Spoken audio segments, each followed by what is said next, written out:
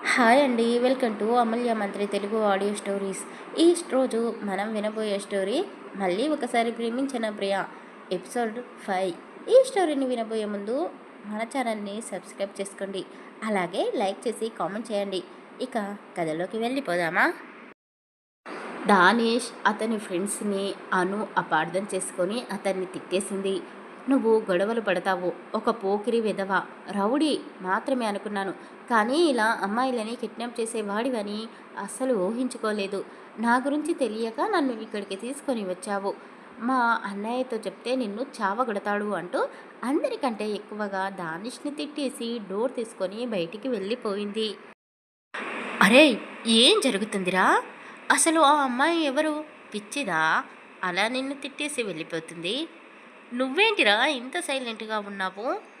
అసలు నువ్వు ఆ అమ్మాయిల జోలికి వెళ్ళవు కదా అని ఫ్రెండ్స్ అడిగారు. కానీ అతను వెళ్ళిన వైపే చూస్తూ, చాలా ధైర్యవంతురాలు కదా, ఎప్పుడు ఎవరు ఇలా నన్ను తిట్టలేదు అని నవ్వుకున్నాడు. ఇక్కడ వాతావరణం ఇన్ని పూర్తిగా మార్చేసినట్టుంది. వీడికి ఏదో అయిపోయింది. ఒరేయ్, అసలు నువ్వేనారా అని ఫ్రెండ్స్ అందరూ అన్నారు. కానీ అతను వాళ్ళ మాటలు ఏమీ పట్టించుకోకుండా, ఆ అమ్మాయి మన కాలేజేనా? ఏ బ్రాంచ్? ఏ ఇయర్? తన పేరేంటి? ఎక్కడ ఉంటుంది? వివరాలన్నీ తెలుసుకోండి అని చెప్పాడు. ఓహో, అర్థమైంది. ఆ అబ్బాయి గారికి ఆ అమ్మాయిల వైపు గాలి మళ్ళినట్టుంది అని నవ్వుకుంటూ అన్నారు. దానిష్ కోపంగా ఫ్రెండ్స్ వైపు చూస్తూ, ఆ అమ్మాయిలో కాదు, కేవలం ఈ అమ్మాయి గురించే మాట్లాడుతున్నాను. తను నాకు స్పెషల్. మీరు తన గురించి చిలకనగా మాట్లాడకండి అని చాలా సీరియస్గా చెప్పాడు. ఒరేయ్, ఏం చేస్తున్నావురా? ఆ అమ్మాయి ఎవరో తెలీదు, ఇప్పుడే చూశాను అంటున్నావు. తన కోసం మనం గొడవ పడడం ఏంట్రా? నీకు తను ఎవరో తెలియాలి, అంతే కదా? మేము తెలుసుకుంటాం. కానీ హా, కానీ ఏంటి? చూసావు కదా, తను ఒక హిందువు. అయితే అయితే అంటావేంట్రా? అసలు తన వివరాలు నీకు ఎందుకు? ఏం చేస్తావో తెలుసుకొని? ఏమో తెలీదు, కానీ నాకు కావాలి. ఆ అమ్మాయి నా కోసమే అన్నట్టుగా అనిపిస్తుంది.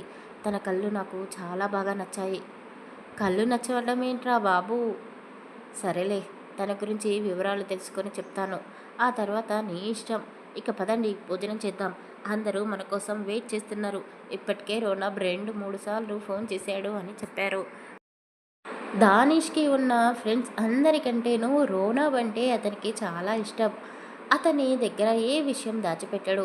వాళ్ళిద్దరూ ముస్లింలే కాబట్టి వాళ్ళ మధ్య అంత మంచి బాండింగ్ ఉంది అని అందరూ అనుకుంటారు. కానీ వాళ్ళు కుల మతాలని పట్టించుకునే వాళ్ళు కాదు. అను, ఎక్కడికి వెళ్ళిపోయావో? ఇప్పటికే పిన్ని 2-3 సార్లు ఫోన్ చేసింది. నీ ఫోన్ ఎక్కడ పెట్టావు అని రోనబ్ అను దగ్గరికి వెళ్ళి అడిగాడు. ఏంటి అలా ఉన్నావు? హెల్త్ బాగానే ఉందా? నీకు జర్నీ పడదు అని తెలుసు, కానీ మర్చిపోయాను. ఏదైనా ప్రాబ్లమా అని అడిగాడు. ఆమెకు అన్నీ గుర్తుకు ఉన్నాయి. వాంటింగ్స్ అవ్వడం వల్ల కళ్ళు తిరిగి పడిపోయింది. ఆ తర్వాత దానిష్ రూమ్లోకి తీసుకొని వెళ్ళాడు. జరిగిన విషయం అంతా అన్నయ్యతో చెప్పాలి అనుకుంది, కానీ అతను కంగారు పడతాడు, ఆ రౌడీతో గొడవ పడతాడేమో అని. ఏమీ చెప్పకుండా, నేను బాగానే ఉన్నాను అన్నయ్య, అలా చల్లగాలికి బయటికి వెళ్ళాను, ఫోన్ రూమ్లోనే మర్చిపోయాను అని చెప్పింది. సరే, పిన్నితో మాట్లాడు అని చెప్పాడు. ఆమె వాళ్ళ అమ్మ లతతో ఫోన్ మాట్లాడుతూ ఉంది. దానిష్ రావడంతో రోనబ్ ఫ్రెండ్స్ దగ్గరికి వెళ్ళిపోయాడు. ఫోన్ మాట్లాడిన తర్వాత అన్నయ్య వైపు చూసింది. అతను ఫ్రెండ్స్తో చాలా సంతోషంగా ఉన్నాడు. అన్నయ్య దానిష్తో ఎందుకు ఫ్రెండ్షిప్ చేస్తున్నాడు? ఓ, చెప్పాడు కదా, ఈ 1 ఇయర్ అయితే అతనెవరో. సరేలే, అన్నయ్య ఫ్రెండ్షిప్ని నేనెందుకు తప్పు పట్టడం? అసలు నేను వాడిపై ఎందుకు అరిచాను? వాడు ఏమీ అనలేదు కదా నన్ను. నాకు ఒక విధంగా హెల్ప్ చేశాడు. అయినా సరే నేనే వాడిని తిట్టాను. తప్పు చేశానా? నేనెవరో తెలీదు. అసలు నన్నెందుకు కిడ్నాప్ చేస్తాడు? వాడి మీద పడి చచ్చిపోయే అమ్మాయిలు చాలామందే ఉన్నారు, కానీ వాడికి అమ్మాయిలు నచ్చరు కదా. నేనే మరీ ఓవర్ యాక్షన్ చేశాను. ఈసారి ఎదురు పడితే సారీ చెప్పాలి అని అనుకుంది. లైట్గా ఫుడ్ తీసుకొని ఒక గ్లాస్ జ్యూస్ తాగేసి అన్నయ్యని పక్కకు పిలిచింది. ఫోన్ అతని చేతిలో పెట్టి నేను పడుకుంటాను అని చెప్పి తన హోటల్ రూమ్లోకి వెళ్ళిపోయింది. అందరూ ఉన్నారు. దానేష్ అను కోసం వెతుకుతూ ఉన్నాడు. ఆమె ఎక్కడా కనబడలేదు. ఒరేయ్, పిచ్చివాడిలా అలా అందరి వైపు చూడకు. ఆ అమ్మాయి ఇక్కడ లేదు, రూమ్లోకి వెళ్ళిపోయినట్టుంది. నా ఫ్రెండ్ లవర్ సహాయంతో తన వివరాలు తెలుసుకున్నాను. పేరు అనురాధ, ఫార్మసీ ఫస్ట్ ఇయర్లో స్టూడెంట్, సిటీలోనే ఉంటుంది అని చెప్పాడు. అనురాధ బాగుంది. సిటీలోనే ఉంటూ ఇన్ని రోజులు నాకు కనబడకుండా ఉందేంటిరా మరి అని అన్నాడు. వాళ్ళందరూ నవ్వుకుంటూ వీడికి పిచ్చి పట్టిందిరో, మర్చిపోయినట్టున్నాడు. అసలు అమ్మాయిల వైపు చూస్తేనే కదా ఎవరు ఎంత అందంగా ఉన్నారో తెలిసేది. ఏంట్రా, ఎవరి గురించి మాట్లాడుకుంటున్నారు అని రోనబ్ అటుగా వస్తూ అడిగాడు. నీకు తెలీదురా, మనవాడు ఒక అమ్మాయిని చూసి ఇష్టపడుతున్నాడు అని వాళ్ళు చెప్పడంతో అతను దానిష్ వైపు చూస్తూ, ఏంట్రా వీళ్ళు చెప్తుంది నిజమేనా అని నమ్మలేనట్టుగా అడిగాడు. ఏమోరా, ఏమీ తెలియడం లేదు. కానీ ఆ అమ్మాయిని ఇప్పుడే మొదటిసారి చూశాను. తన కళ్ళు నాకు బాగా నచ్చాయి. నా కోసమే పుట్టింది అన్నట్టుగా ఉంది అని అతను చెప్తూ ఉంటే, ఫ్రెండ్ మొదటిసారి ఒక అమ్మాయి గురించి మాట్లాడడం చూసి రోనప్కి చాలా సంతోషంగా అనిపించింది. ఆ అమ్మాయికి కూడా నువ్వు నచ్చితే మీ ఇద్దరిని కలపడానికి మేము అందరం హెల్ప్ చేస్తాము అని అతను చెప్పడంతో దానిష్ ముఖం సంతోషంతో వెలిగిపోయింది. సాధారణంగా అమ్మాయిలందరికీ రోజా పువ్వులు అంటే ఎంత ఇష్టమో తెలుసు కాబట్టి దానిష్ అను నిద్ర లేచేసరికి ఆమె రూమ్ మొత్తాన్ని పువ్వులతో నింపేశాడు. అదే గదిలో ఉన్న తన ఫ్రెండ్స్ని నిద్రలేపి, ఏంటి ఈ గది మొత్తం ఫ్లవర్స్తో నిండిపోయి ఉంది, ఎవరు చేశారు అని అడిగింది. తెలీదు అని వాళ్ళు చెప్పారు. వాళ్ళు చెప్పింది అను నమ్మలేదు. వాళ్ళ ఫ్రెండ్స్కి లవర్స్ ఉన్నారు, కొత్త ప్రదేశానికి వచ్చాం కదా, వాళ్ళ ఇలా ఫ్లవర్స్ పంపించారేమో అని అనుకుంది. అక్కడ ఉన్న ఆ వారం రోజులు ఒక్కో రోజు ఒక్కో విధంగా రెడీ అయ్యి బయటికి వెళ్ళాలి అనుకున్నారు. ఫస్ట్ డే పద్ధతిగా ట్రెడిషనల్ డే అంటూ అమ్మాయిలందరూ చక్కగా చీరలు, లంగా ఓని కట్టుకున్నారు. అనురాధ లైట్ పింక్ కలర్ చీర కట్టుకుంది. నొసటిన వైట్ స్టోన్ స్టిక్కర్ పెట్టుకుంది. కింద చిన్నగా కుంకుమ పెట్టుకుంది. చెవులకు చిన్న జుంకీలు, మ్యాచింగ్ బ్యాంగిల్స్, పొడవాటి జడలో ఎవరు పంపించారో తెలియని రోజ్ ఫ్లవర్ని ఒకటి తీసుకొని తలలో పెట్టుకుంది. చుట్టూ ఉన్న ప్రదేశాలను చూడడానికి ఫ్రెండ్స్తో కలిసి బయటికి వెళ్ళింది. వాళ్ళ అన్నయ్యకి ఫోన్ చేసి ఎక్కడికి వెళ్తుందో అడ్రస్ చెప్పింది. అతను చెల్లికి తోడుగా వచ్చాడు కాబట్టి అతను కూడా అను వెనకాలే వెళ్ళాలి. కానీ ఫ్రెండ్స్కి ఏమని చెప్పాలి అని ఆలోచిస్తూ ఉన్నాడు. అయితే దానిష్ కూడా అను వెళ్ళిన వైపే వెళ్ళాలి. ఫ్రెండ్స్ అందరినీ తీసుకొని వెళ్ళడం అతనికి ఇష్టం లేదు. అనుని చీరలో చూసినప్పటి నుండి ఎప్పుడెప్పుడు ఆమెతో మాట్లాడాలా అని ఆరాటపడుతున్నాడు. అతను ఒంటరిగా అనుని కలవాలి అనుకుంటున్నాడు. ఈరోజు మీరు నా కార్ తీసుకొని ఎక్కడికైనా వెళ్ళండి, కానీ నన్ను మాత్రం ఒంటరిగా వదిలిపెట్టండి అని దానిష్ చెప్పడంతో వాళ్ళందరూ అతని కార్ తీసుకొని లాంగ్ డ్రైవ్కి వెళ్ళిపోయారు. రోనబ్ మాత్రం వాళ్ళతో వెళ్ళలేదు. ఏంట్రా నువ్వు వెళ్ళలేదు అని అడిగాడు. లేదురా, నేను ఇక్కడే ఉండాలి, మా చెల్లికి తోడుగా. తను ఫ్రెండ్స్తో కలిసి అటువైపు వెళ్ళింది, నేను కూడా వెళ్తున్నాను అని చెప్పాడు. అతనికి ఒక చెల్లెలు ఉంది అని, ఒకే కాలేజీలో చదువుతుంది అని ఎవ్వరికీ తెలీదు. దానేష్ ఆశ్చర్యపోయాడు. ఏం మాట్లాడుతున్నావా? నీకు ఒక చెల్లెలు ఉంది అని ఇన్ని రోజులు ఎందుకు చెప్పలేదు? చెప్పే అవకాశం రాలేదు. అయినా మన పర్సనల్ విషయాలు ఎప్పుడూ మాట్లాడుకోలేదు కదరా. అవును కదా, నేను కూడా అటువైపే వెళ్తున్నాను. రాత్రి చెప్పాను కదా, నేను చూసిన అమ్మాయి ఫ్రెండ్స్తో కలిసి అటువైపే వెళ్ళింది అని చెప్పాడు. ఒరేయ్, నా చెల్లెలు కూడా అటే వెళ్ళింది. అబ్బా, కంగారు పడకరా, మీ చెల్లెలు కాదులే. నీకు చెల్లెలు అంటే నాకు చెల్లె అని అన్నాడు. కానీ దాని దృష్టిలో రౌనబ్కి చెల్లెలు అంటే ముస్లిం అమ్మాయి అని అనుకుంటున్నాడు. అతనికి తెలియదు కదా, రోనబ్ కుటుంబం హిందువుల కుటుంబం అని. వాళ్ళు నడుచుకుంటూ వెళ్ళిన దారి పొడవు అంతా అను గురించే దానిష్ మాట్లాడుతూ ఉన్నాడు. తను ఒక హిందువు, ఒకవేళ ఒప్పుకుంటే పెళ్లి చేసుకుంటాను. రాత్రి అస్సలు నిద్ర పట్టలేదు. తన గురించే ఆలోచనలు. ఒక అమ్మాయి గురించి ఎప్పుడూ నేను ఇంతలా ఆలోచించలేదు. అసలు ఆ అమ్మాయిల వైపే చూడలేదు. అలాంటి నన్ను ఒక్క కంటి చూపుతోనే ఇంతలా మార్చేసింది అంటూ అతను మాట్లాడుతూ ఉంటే రోనబ్ మౌనంగా ఉంటూ ఉన్నాడు. వీడు నిజంగా ఆ అమ్మాయిని పిచ్చిగా ప్రేమిస్తున్నాడు. ఎవరో ఆ అదృష్టవంతురాలు. ఒకవేళ వీడి ప్రేమని కాదంటే వీడు తట్టుకోగలడా అని డౌట్ వచ్చింది. ఒరేయ్, తన గురించి అంతలా మాట్లాడుతున్నావు కదా, మరి నీ లవ్ని యాక్సెప్ట్ చేయకపోతే ఏం చేస్తావు? దానిష్ నవ్వుతూ, ఏం చేస్తాను? నా పద్ధతిలో నన్ను ప్రేమించేలా చేసుకుంటాను అని చెప్పాడు. ఒరేయ్, భయపెడితేనో బలవంతం పెడితేనో ప్రేమ పుట్టదు. నిజంగా నిన్నులా ప్రేమించాలి. అప్పుడే నువ్వు ఆ అమ్మాయి ప్రేమను పూర్తిగా పొందగలవు అని చెప్పాడు. వాళ్ళు అను ఉన్న చోటుకి చేరుకున్నారు. అక్కడ చాలామంది అమ్మాయిలు అబ్బాయిలు ఉన్నారు. రోనబ్ అనుకి ఫోన్ చేసి నేను ఇక్కడే ఉన్నాను అని చెప్పాడు. ఆమె వెనక్కి తిరిగి చూసింది. చెయ్యి పైకెత్తి ఓకే అన్నట్టుగా చెప్పింది.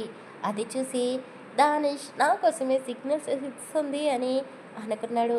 ఒరేయ్, ఆ అమ్మాయి నన్ను పిలుస్తుంది, నేను వెళ్ళనా అని రోనబ్ని అడిగాడు.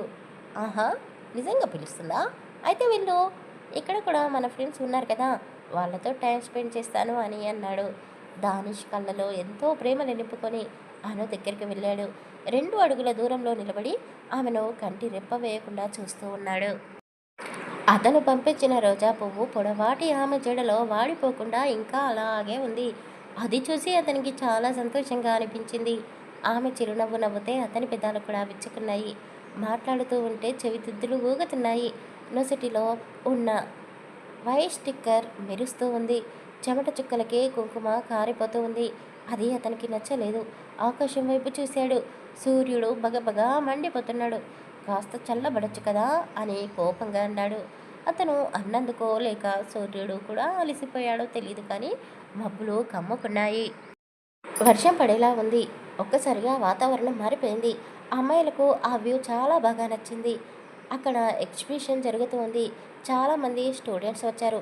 చిన్నపిల్లలు కూడా ఉన్నారు. చిన్నపిల్లలని స్కూల్ బస్ ఎక్కించడంలో టీచర్స్ చాలా ఇబ్బంది పడుతున్నారు. అది చూసిన రోనబ్ ఇంకా కొంతమంది ఫ్రెండ్స్ వాళ్లకు హెల్ప్ చేస్తూ ఉన్నారు. సడన్గా వర్షం కురవడం మొదలైంది. అనుని చీరలో చూసినప్పటి నుండి దానిష్ మనసులో లేదు. అలాంటిది ఇప్పుడు వర్షం పడుతూ ఉంది. తడిసిపోయి ఉన్న అనుని చూస్తే అతను మనసును అదుపు చేసుకోలేకపోతున్నాడు. చుట్టూ ఏం జరుగుతుందో తెలుసుకోలేకపోతున్నాడు. అనుకి దగ్గరగా అడుగులు వేస్తున్నాడు. అను ఫ్రెండ్స్ ఆమెని వదిలేసి సేఫ్టీ ప్లేస్కి వెళ్ళిపోయారు. కొందరు లవర్స్తో కలిసి వెళ్ళిపోయారు. అను ఒక్కతే ఆ వర్షాన్ని ఎంజాయ్ చేస్తూ ఉంది. అతను ఆమె చెయ్యి పట్టుకొని ఇక చాలు, జలుబు చేస్తుంది పదా అంటూ ఒక చెట్టు కిందకి తీసుకుని వెళ్ళాడు. అతను కావాలని కొంచెం దూరంగా తీసుకుని వెళ్ళాడు. ఆమెను ఒకవైపు వర్షం పడుతూ ఉంది. పైగా అతను అన్నయ్యకు ఫ్రెండ్. అతనికి అమ్మాయిలంటే నచ్చదు. అను ఎలాంటి ఆలోచన లేకుండా అతనితో వెళ్ళిపోయింది. ఆమె చేతులతో ముఖంపై ఉన్న నీటి చుక్కలని తుడిచేసుకుంటూ, అయ్యో, నా ఫోన్ ఫ్రెండ్ హ్యాండ్ బ్యాగ్లో ఉండిపోయింది, మీ దగ్గర ఫోన్ ఉంటే ఇస్తారా అని అడిగింది. అయ్యో, మర్చిపోయాను, వర్షంలో మీ ఫోన్ తడిసిపోయి ఉండొచ్చు, పనిచేస్తుందా అని అడిగింది. అతను నవ్వుతూ ఫోన్ తీసి ఆమె చేతిలో పెట్టాడు. అతనిది చాలా కాస్ట్లీ ఫోన్. స్క్రీన్ ఆన్ చేసింది. ఫోన్ పాడవలేదు, పనిచేస్తుంది అని నవ్వింది. నా ఫోన్ వాటర్లో పెట్టినా పాడవదులేండి అని చెప్పాడు. ఈ వర్షంలో అన్నయ్య నా కోసం వెతుకుతాడేమో, కంగారు పడొద్దు, అతని ఫ్రెండ్తోనే ఉన్నాను అని చెప్పాలనుకుంది. రోనబ్కి ఫోన్ చేసింది. అన్నయ్య, నేను మీ ఫ్రెండ్ దానిష్తో ఉన్నాను అని చెప్పింది. భయపడకు, వాడితో కలిసి హోటల్కి వచ్చేసేయి, నేను వెళ్తున్నాను అని అతను కూడా చెప్పాడు. అతనికి డానిష్పై పూర్తి నమ్మకం ఉంది. పైగా తన చెల్లెలు అంటే అతనికి కూడా చెల్లెలు అని చెప్పాడు కదా. కానీ అతనికి ఎలా తెలుస్తుంది అతను ప్రేమించింది అనునే అని? ఫోన్ మాట్లాడిన తర్వాత అను అతనికి థ్యాంక్స్ అని చెప్పింది. అలాగే సారీ కూడా చెప్పింది.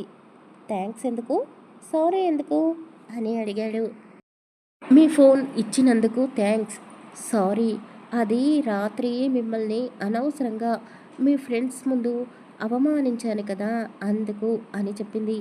ఆమె మాటలు అతనికి కోయిల రాగం కంటే తీయగా అనిపిస్తుంది. ఇప్పటి వరకు నా మీద అలా ఎవరూ అరవలేదు తెలుసా, నా మీద నీకు పూర్తి హక్కు ఉంది అను. అతను అలా చెప్పగానే అను చురుగ్గా అతని వైపు చూస్తూ, అంటే అని అడిగింది. అతను ఇష్టపడ్డ అమ్మాయి ఎదురుగా ఉంది. చీర కట్టుకుంది. పైగా పూర్తిగా తడిసిపోయింది. ఆమె అందాలన్నీ అతనికి స్పష్టంగా కనబడుతున్నాయి. అతను చూపు తిప్పుకోలేకపోతున్నాడు. అతని మాటల్లో ఉద్దేశం అను పసగట్టేసింది. అందుకే అమ్మ చెప్తూనే ఉంటుంది మగవాళ్ళని నమ్మకూడదు అని.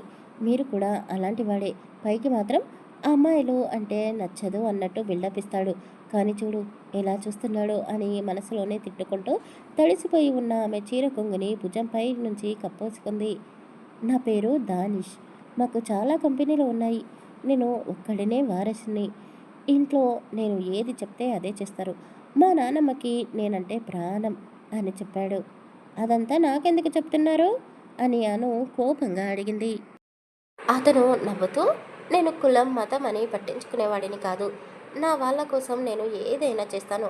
నిన్ను చూసిన మొదటిసారి నువ్వు నా సొంతం అనిపించింది. రాత్రంతా అస్సలు నిద్ర పట్టలేదు.